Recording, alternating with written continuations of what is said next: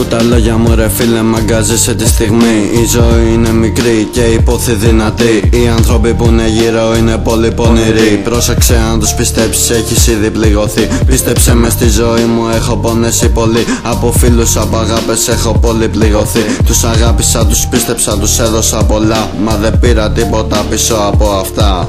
Δεν με ενδιαφέραν ρε φίλε μου ποτέ μου τα λεφτά. Τι να κάνεις, δεν κινείται τίποτα χωρίς αυτά. Όλοι φωνάζουν, όλοι θέλουν περισσότερα λεφτά. Από ψέματα από πάντες βγαίνουνε πολλά από αυτά. Χάνεις κάτι, παίρνεις κάτι και το ξέρεις καλά.